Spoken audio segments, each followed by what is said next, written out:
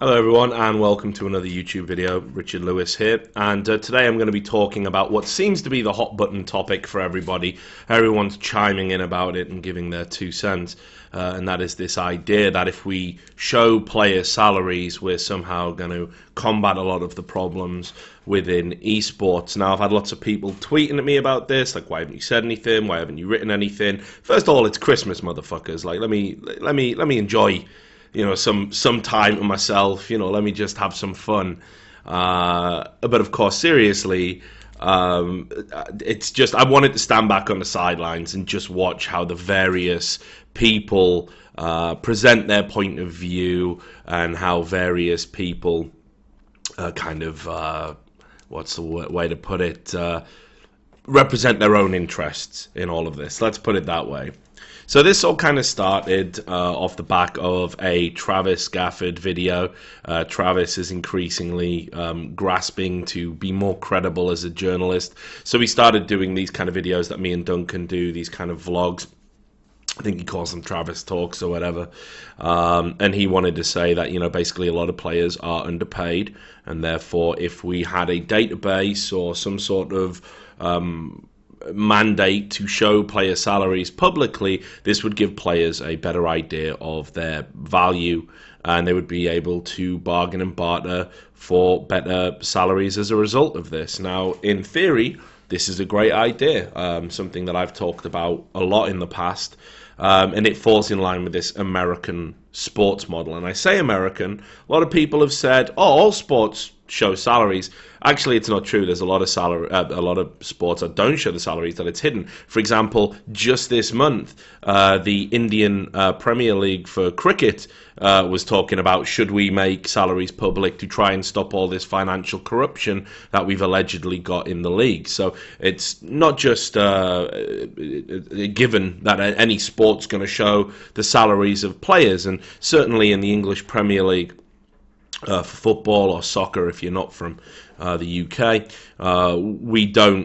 there's no place you can go and find out the salaries. They're very often reported in the newspapers. These can be inaccurate, these can be inflated, but generally it's the journalists that kind of put out who's earning what, and agents leak this information because it's to the interest of their clients.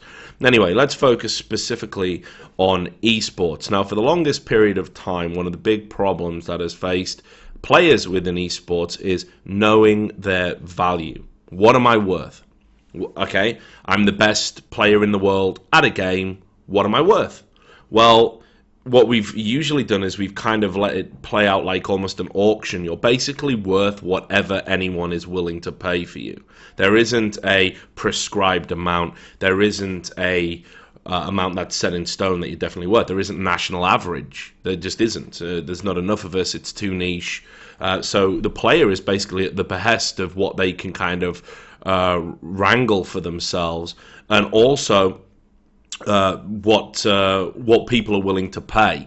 And sometimes this can represent a very good deal for the people that are paying the salary, or actually, the people that are paying the salary are getting ripped off, and they could get a player of slightly less ability for a lot less money, and maybe sometimes there's other things that aren't tangible, like presents and this kind of thing, which we'll talk about in just a moment.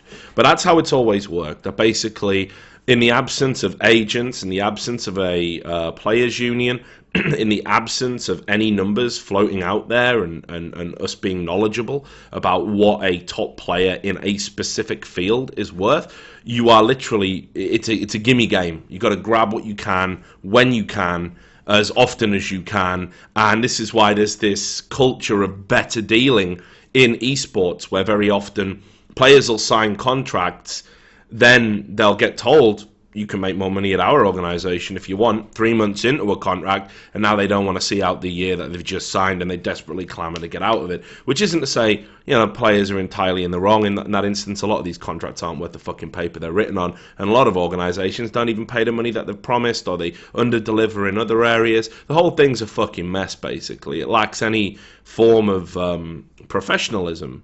It's a very amateur pursuit, even now. It still is. So we get to the problem of how can we create this knowledge? How can we have players understand what their market value is?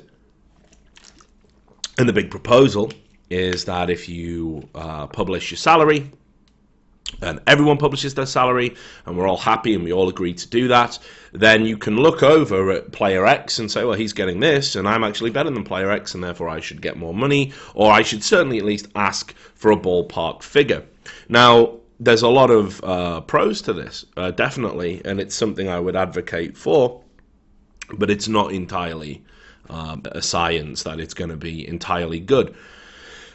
So let's talk about the pros. I mean, first of all the things I've just talked about, how players have to basically kind of just take a shot in the dark every time they're in salary negotiations. Maybe they don't understand what they're worth, that there can be players who are like half as good as them, getting twice as much. They'll never know about that. So it counters all of these problems. You can look at a database and be like, okay, well, that's fair that, Faker, for example, gets paid all this money. He's the best player in the world, best player to ever touch the game. Am I ever going to be that good realistically? No. So my expectations need to fall in line. I thought I could ask for more than that realistically. Now I can't. And equally the same way. It's like, what? I've been getting paid like $2,000 a month, and this shitter over here is getting $10,000. Something's got to change. So it creates this sort of knowledge, this awareness of making sure you get what you're worth, and it gives you the tools to be able to ask for it when you're next having salary negotiations. So it's very good. I think it also shows as well market, like where the market is at any given point. So organizations, for example, don't overpay for bad players, which has happened time and time again. They come in, they know they want a team, they know they want players, and they completely fuck up the market landscape by overpaying, right? Or sometimes underpaying, but actually a lot of the time when organizations don't know what they're doing, they just chuck money at it and they think that'll be good. And then this has this seismic knock-on effect of players who are going, well, hang on a minute, shouldn't I be getting that? Right, and then they talk amongst themselves and they're like, well, what's going on here? Am I getting ripped off? Maybe they weren't. Maybe they're getting a fair deal, but these people have messed up the market here. Now that's less likely to happen because organizations can see, oh, this is what we should be paying for a player of this caliber. Brilliant. And that brings me on to some of the cons. So one of the big cons here, of course, is that there isn't going to be that opportunity for that one glorious rainmaker cash grab that a lot of players have made their careers on. A lot of players have been in the right place at the right time, took advantage of the right org, and this is super rare. This is super rare, by the way. This very rarely happens, but it does happen. And they take advantage of that organization and they get paid absolute sick amounts of Skrilla that they should never have seen, that their skills and talent do not warrant, that their presence doesn't warrant, but they get bank and they make a fortune off it, right? And now that's less likely to happen. So that's a downside, and that's a fact. You got to accept that once it's not just the players that are going to get an awareness of what a salary should look like. The owners are going to as well, and there's lots of owners that don't talk about salaries. They simply don't. They don't want anyone to know what they pay. They don't want anyone to know their financial incomings and outgoings. Makes everybody decidedly uncomfortable. And I will say, while I'm not a capitalist in the traditional sense, I don't necessarily think businesses should have to operate on that level of transparency unless there's a public interest, or unless they are a public company. Well, they're funded by public money. There's no need why a gaming organization should have to come out and say, well, we got this much in sponsor money, we transferred this much to the players, I pay myself a salary of this. There's no real need for it to be that transparent. It's good if you want to do that, by all means do it, but I don't think there's an obligation on their part to do it. I think that's a little bit unrealistic.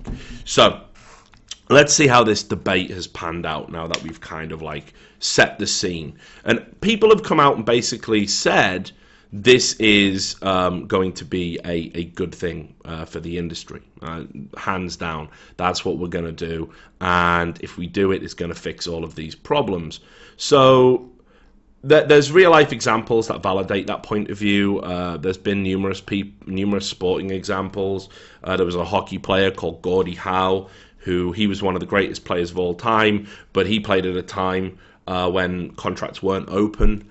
People didn't People didn't talk about them. There was no obligation to talk about them. There wasn't a media to the same degree that we used to make these sort of details public. It was considered a little bit taboo to talk about money, a little bit gauche.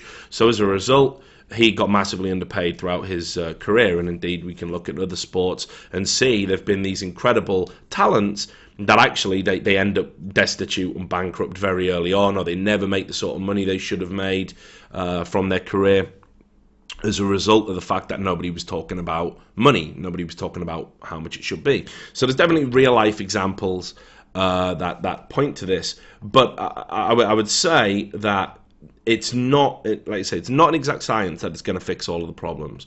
So first of all, we had the Immortal CEO. He came out and said that he thinks it's a good thing, that it needs to happen, and that this is the only way that, as things stand in the current landscape, players can wrestle back the advantage and put the negotiation power in their court, in their favour. So he's kind of right. But I've met Noah, and Noah's a great guy, and he's super smart, and he's an idealist. And he hates the fact that I write for Breitbart, a right-wing conservative publication. He hates that, and that's fine. But I love him dearly, and I think he's a great addition to the League of Legends owners, and certainly better than some of the existing ones that we've got, no two ways about it. But I think he's being a little bit naive here, because the problem that we've got is, even if we create this fabled database of player salaries, then, okay, now what happens? Players don't have agents. Players don't have trade unions. There are no mechanics within which you can leverage this information beyond a player going, well, I think I should get more. And the orgs go, yeah, but we can't afford more. Okay, now we're in a Mexican standoff position. There's nobody to go out and advocate for the player to get more. There's nobody to be able to say to the player, well, look, don't panic. I can get you talks with these other 3 or 4 teams today. I can do that. I can handle that. I'm legally allowed to do that. Especially if you're under contract, for example. If a contract stipulates quite clearly that you can't go out and seek to get a move or a transfer to another organization. Meanwhile, we all know how the poaching rules in League of Legends are super fucking enforced, to the point where even when you don't break them, you can be banned for a year and beyond. Just ask Chris Badawi about that one. That you end up in this situation where, okay, we've got the information, but I can't actually do anything with it. And this is why I feel what needs to come first is a player union or player agents. And certainly in the salary regard, we need agents. We need individual agents that act on the interests of the players, that handle salary negotiations, that understand the market, understand the lay of the land, and could go out and get you a better deal. And the reason that they can push, and indeed it's in their interests to push your salary up as high as possible, is they get a percentage. Now, as somebody who has gone out there and met with sports agents and tried desperately to get them to come in to esports, they've all said the same thing. They've all said the same thing. And that is that player salaries are so low, it's not worth negotiating the deal. It simply isn't worth negotiating the deal, because even if I get it bumped up to, I don't know, let's say $100,000 a year, and I get 20% of that, it's not worth the time that it's taken. And in fact, if an agent represents a team and goes out and gets like $1 million sponsorship deal and gets 20% of that, you can see straight away why you would rather represent teams at the moment in esports. The salaries aren't high enough to warrant an agent's time. What you would need to do is, if you were an agent, you would need to have lots and lots and lots of clients. And when you have lots and lots and lots of clients and you're dealing with all the same people, because esports is so small, I would argue that it creates a conflict of interest. It wouldn't take a great leap to imagine an agent could even artificially set his own clients' salaries lower so he could get more clients signed up to certain organizations. And while that's, I'm sure, probably illegal, certainly in some states, like for example in California, I'm pretty sure it would go on in esports because everyone's fucking greedy and short-sighted in my experience. So I think before we even talk about the database, we need to talk about why we don't have an infrastructure that can actually lobby for players and get players a better deal. Why don't we have that? And there is no answer to it beyond the fact that A, no one wants to fund it. B, if it was funded, there'd be an argument about it not being independent. And C, nobody wants to take a minimum wage job to make lots of money for other people because everyone's selfish. So, and that's why we haven't seen the emergence of a team union. Obviously, I've been involved in creating one. I don't want to fucking go down that route on this video. But let's just say, after a certain incident at DreamHack, it's become incredibly difficult to come out and say, hey, I'm all about player welfare, when obviously I've had an altercation with a player. That'll be the first piece of criticism that's levied at me by the people who don't want to play a union. That'll be the first piece of criticism that's going to be leveled at me by players that don't want to join the union because, you know, the big bad's involved, right? The journalists involved. So that's an issue. Anyway, so we don't have the tools in place, I don't think, to truly exploit the information that we would get from this database. So that's problem number one. And if you were to ask me where the priorities lie, getting agents and a team union and a database, I would say it's pretty much in that order. You know, the database is like, yeah, it would just be a piece of information that these other people could leverage, but I'd rather those other people came along first, even if that meant we didn't get the fucking database. And that just makes sense, right? So we had that. And like I say, I agree with what Noah's saying. I think it's great to see him get behind this, but I'd much rather people were throwing their weight behind, let's get some agents in. You know, I think that would serve a far better purpose. Right, then we've got this emergence again of the great Snoopy, who has come down from on high recently and has been publishing articles now that he's not full-time at Unicorn anymore, starting to talk about player unions and player rights again, which, again, just to underline what this guy did, this guy was basically working behind the scenes, supposedly setting up a player union at one point. In actual fact, this was just some sort of bizarre, protracted exercise while he was in between jobs, so he could sort of maintain connections with Riot and players, and ultimately he talked other people down from making forward steps. Because I was naive, you know. I met Steve and I think he's a good guy, and I was like, well, fuck it, right? Okay, maybe he can be the head of a player union. He's an ex-player. He's had a very interesting career. He's been around, you know, for a while. Why not? Why can't it be him? Well, in actual fact, he seemed more interested in some weird moderate path where it was basically, I'm going to get information about what players want, feed it all back to Riot, and we're never going to be any further forward. We're never going to make any progress. That's pretty much what he did until he took the job with Unicorn. And I think that's deplorable, and people can, you know, believe what they want. But again, there's a reason I'm saying this. I've got nothing against the guy up until that point. So he comes back, and he actually does offer some insight into this, which I think is super important. And that is, there are a big number of players that actually wouldn't want their salary public.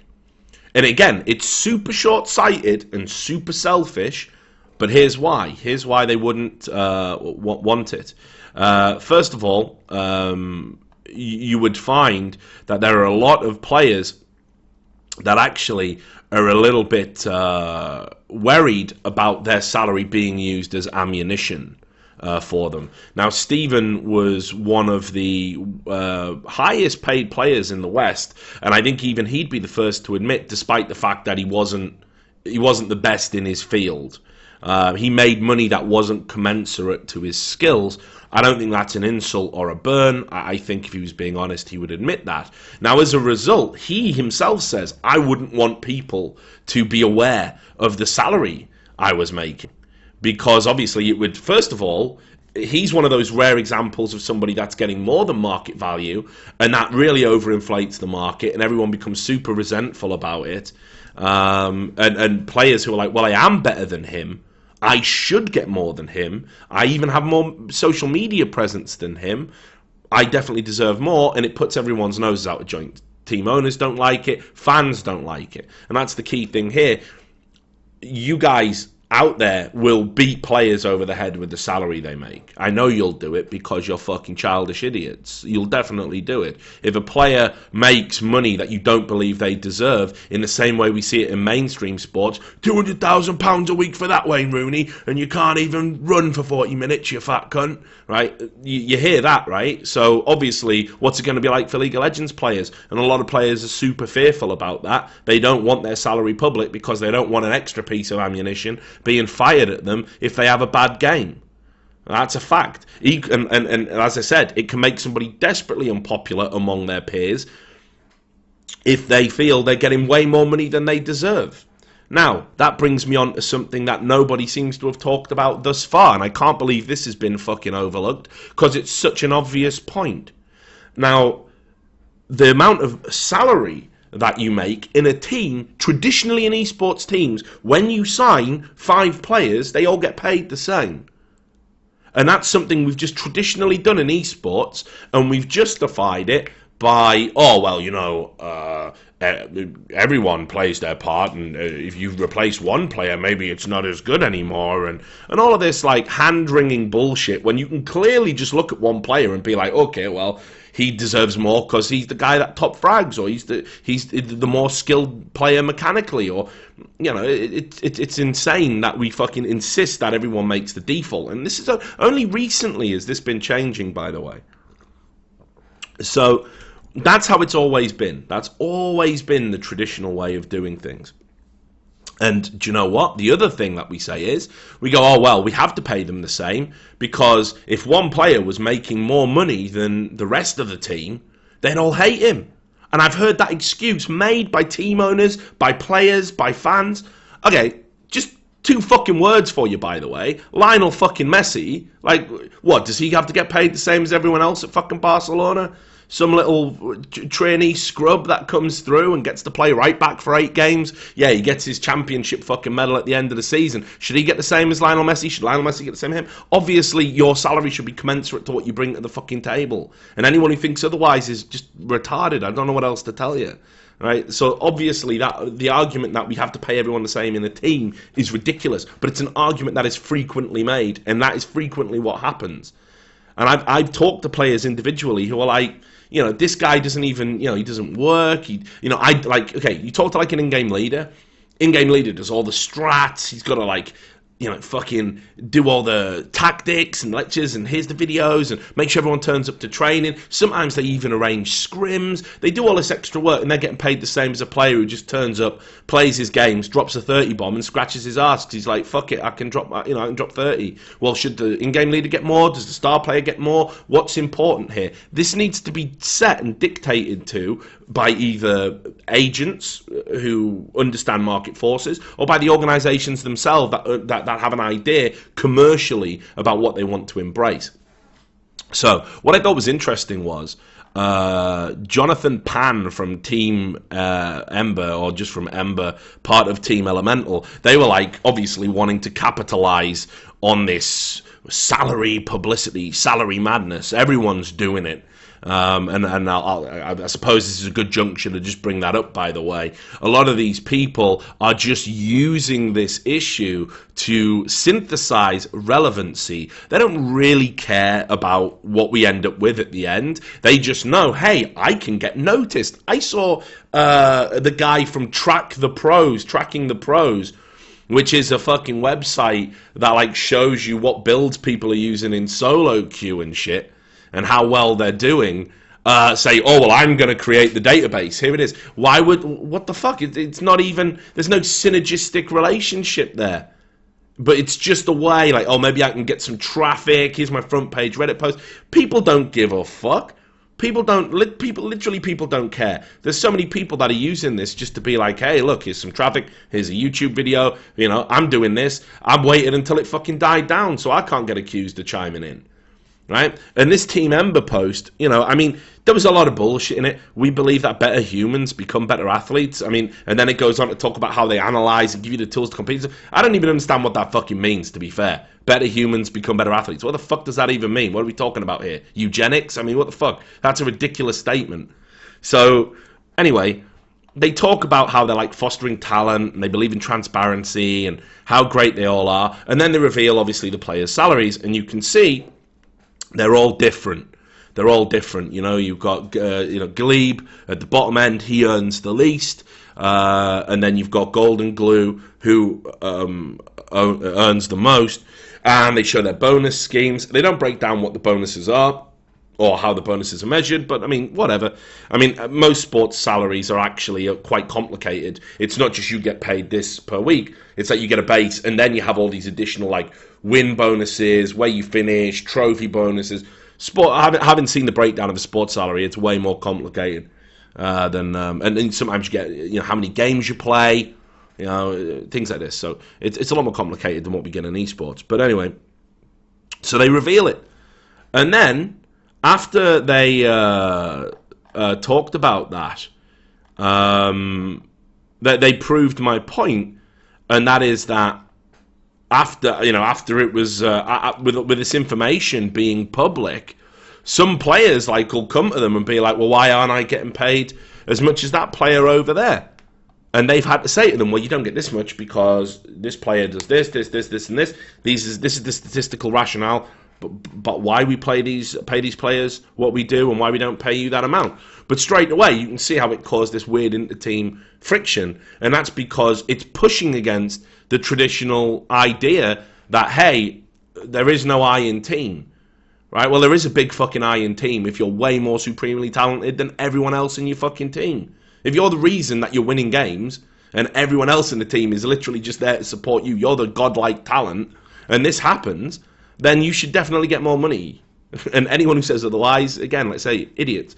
So I thought it was interesting that the Ember post kind of validated a lot of this, which, fair enough to them for going public. Although, like I said, I think there's a lot of there's a lot to gain from being the person that was seen to set the ball rolling.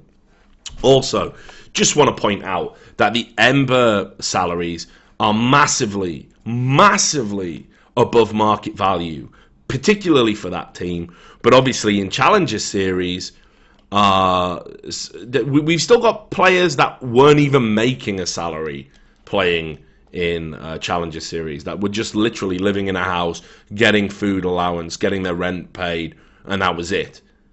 So that's massively OTT. And I thought it was incredible that Chris Badawi was saying that Fusion paid more than Ember, and that's why they went out of business. Which brings me to another point here about the deceptive nature of the fix-all, the cure-all of the salary database. So let's say you, again, just to keep it simple, you're the best player in the world. Brilliant. Bully for you. And you get paid this sick salary. It's $10,000 a month, let's say. And, you're living the dream. You've got all these win bonuses and you win all the time because you're amazing. You're rolling in clover. And people know that's what you're getting. And people are like, wow, that's like the fucking high end of the salary chain. I'd love to be getting paid that one day. Then let's say the organization that you were in suddenly goes under, it goes bust. Let's say it pulls a Fusion and it went out of business because their sugar daddy just decided that they didn't want to spend fucking the money anymore, or the venture capital dried up and the people that made that investment said, hey motherfuckers, we want to start seeing a return. What's that? No return? No money. You're not getting a paycheck, get fucked, close up shop. Because that's how it often works with venture capital. So you then have to go to another organisation, and you go to the second best organisation, and you say, right, look, here I am, baby, $10,000 a month, and they go, well, we can't afford that. And you're like, well, why not? And they go, because we're not bankrolled by some massively wealthy venture capitalists that can afford to drop $60 million into a bottomless pit just to see if maybe they can build a brand worth selling for $100 million 5 years from now. And you're like, well, how much can you afford to pay? We can afford to pay $5,000 a month, and that's your lot. Now, at this juncture, what's your option? You're like, no, but look at the database. Look at the database. I was at the top of that database. Yeah, but we can't afford it. But the database. Now, obviously organisations could be playing hardball at this point, and it could be bullshit, and they could afford it, and we'll never know one way or the other, right? But equally, just because one organisation can pay one thing doesn't necessarily mean all the other organisations can. And don't get me wrong, I think the organisations that can and will pay that should get the best talent. That's how these things work. But equally, we're in a very weird time in esports in general.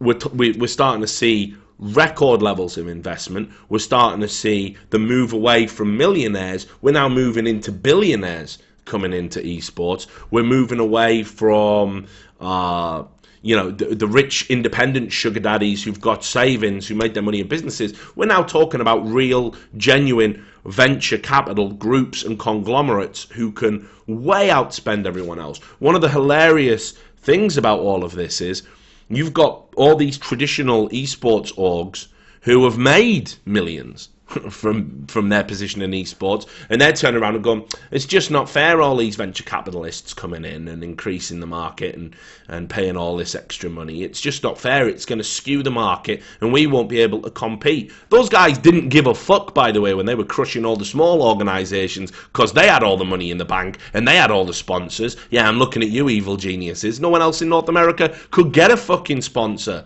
because of you guys. You were on top of everybody, and you brought in a bunch of bullshit artists to boot, right? Now they're complaining because and organisations like that are complaining because the true wealthy people are here. I just find it hilarious. But side issue, topic for another video maybe.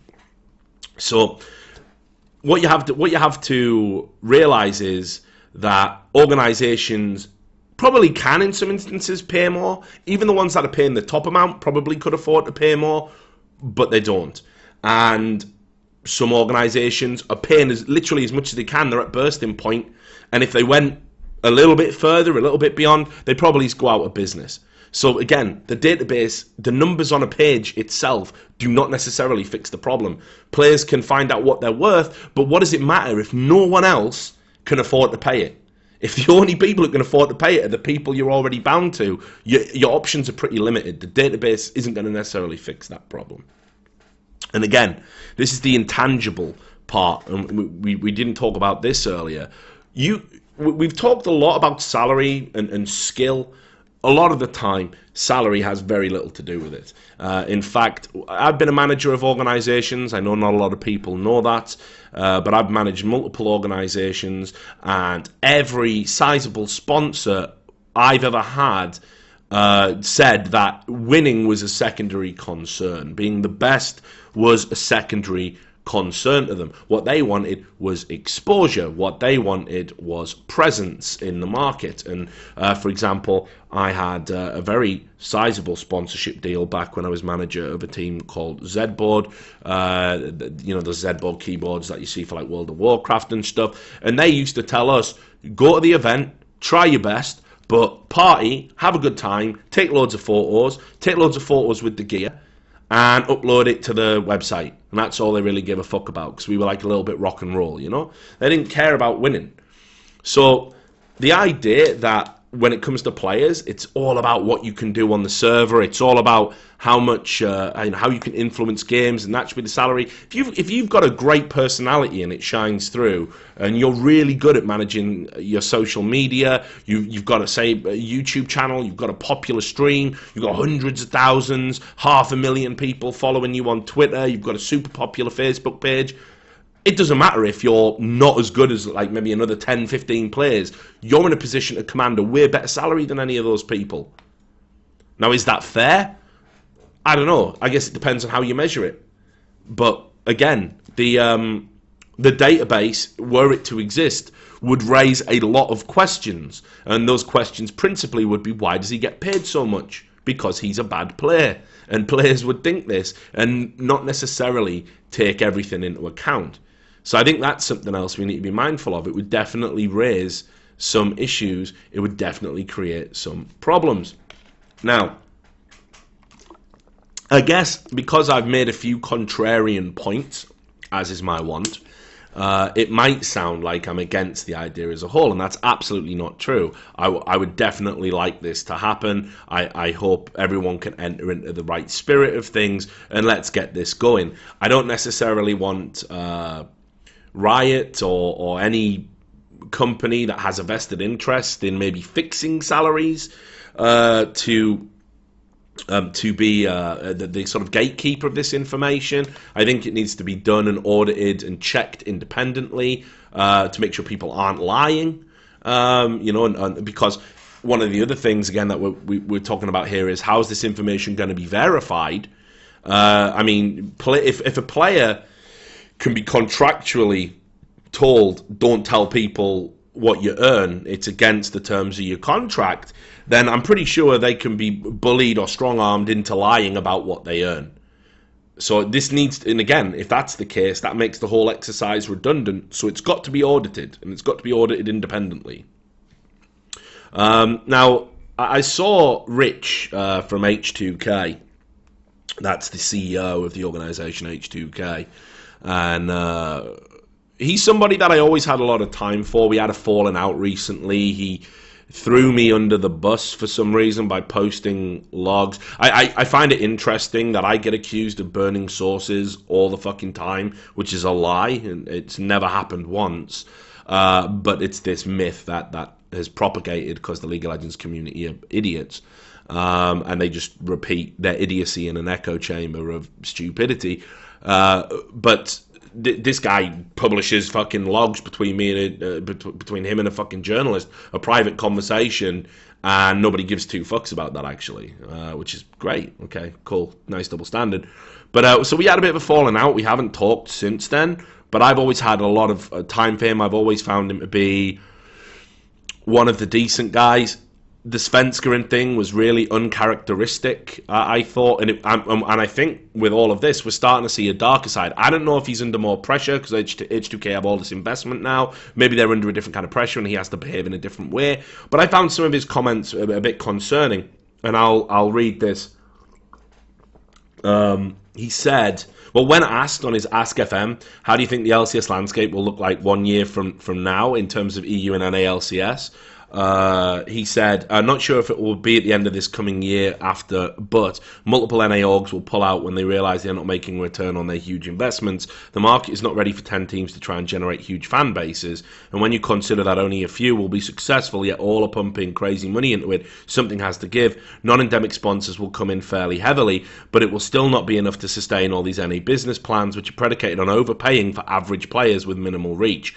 Going forward, Riot needs to step up and begin to franchise the league. The risk of relegation means that small teams never last because the sponsors won't take the risk on them dropping out of the league. League of Legends will be slaughtered by CSGO sooner rather than later if Riot doesn't do something soon. So this is the comment he makes on his Ask FM. And then during the height of all of this salary debate, he's the guy that's coming out and is actually saying, well, I don't necessarily think this is a good idea. He seems to almost be that dissenting voice in the wilderness that's kind of saying, well, I think we need some other things, like there needs to be this other transparency and stuff. And like, I guess he's got a point there, but the bottom line is that franchising doesn't necessarily fix this problem. In fact, I think franchising could make it a worse deal for the players overall, the way things are at the moment. And while he might have a point about how, like, yeah, NA definitely does overpay for average players, they're not bankrupting themselves to do it. I haven't heard any team owners coming up to me and going, God damn it, if this shit average team that I'm overpaying for doesn't start winning some games soon so I can take a cut of that sweet, sweet prize money, we're going to be bust. We're going to be going under. No, in fact, actually, these organizations are attracting bigger sponsors. They're getting paid more money by their endemic sponsors to re-sign. They're having more and more opportunities, even to the point where things like the Turner League isn't a given. 3 years ago, if you'd offered them join this league, for CSGO, be in TV, get your brand out there, they'd have bit your hand off. Now they're like, we don't know actually. We're going to wait and see how this plays out before we make a commitment to it. So the idea that these organizations are struggling is nonsense. And I think that what the NA organizations are doing in terms of overpaying their salary, actually, one of the benefits, as I said right at the start of the video, of this method of having all the information available publicly is going to mean that they're going to stop doing that. Actually, the market's going to level out. When you realize that, hang on, this average talent over here is being paid this, and this talent of similar ability is being paid that, I can give him a $2,000 increase and still be saving money. All of a sudden, people are going to start shopping smart and spending smart, and that's good for the organizations. It's going to create a much more competitive market, which is generally a good thing. We all agree competition is good, unless, of course, you're a radical leftist Marxist. So all of these points, I feel, haven't really been taken into consideration. And I think my takeaway point is this, and that is that while I agree that this information should be public, some of the people that are going to be resistant to that change are players themselves, and we need to think about that. When there isn't the tools in place to sort of implement things to benefit players, to benefit player welfare, when that isn't there, this information in itself can be problematic. It doesn't necessarily mean that it's going to fix everything. We need to have agents. We need to have a trade union. Players need to stop competing against each other to such a degree and start realizing that they're all on the same side and that they can collectively bargain for a better deal. For example, would we see if one organization was habitually ripping off and underpaying its players?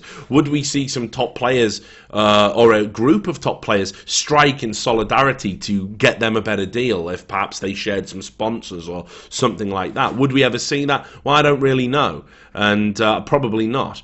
It's still very much every man for himself at the moment, and that's the culture that needs to change, and it's going to change gradually. The only way you're going to sort of get people to stop thinking selfishly is by things like a players' union, having an association, a group that is willing to lobby for all players with all the players behind it, having channels of communication open between players at all levels, which isn't happening at the moment. So far, all the things that are masquerading as a players' union are just Skype groups, and not everyone's invited, and some people are deliberately shunned because of things they said in a game, or this time you beat us and it was bullshit. It's still super, super childish, and it's got to change. That, for me, is a way, way bigger priority. So I don't know if that answers everyone's questions about it. I think if I had to say tomorrow, do we push the button and do it and create this database? Yeah, absolutely. You've got to be able to know how to negotiate what your value is, and that database, actually, even though all the examples I've used are like people at the top end of the food chain, it's the little guy ultimately that would benefit more because they can see where they are in the grand scheme of things. There's so many players that get short shrift and ripped off. So yeah, definitely do it. The Svenskeren issue between H2K and TSM, that sort of to and fro, that last minute panic about signing for the season, situations like that can be nullified if everybody knows exactly what people are worth and what I should be asking for. But as I said, there's lots that we need to focus on first, and the people that are coming out and saying, oh yeah, I fully support this makes esports a good thing and I'm a good person all of a sudden, these people are so full of shit that you've got to really be able to just cut through the lines and ask yourself, why aren't we committing to something bigger and better? Anyway, thanks a lot for listening to the video. See you on the next one. Peace.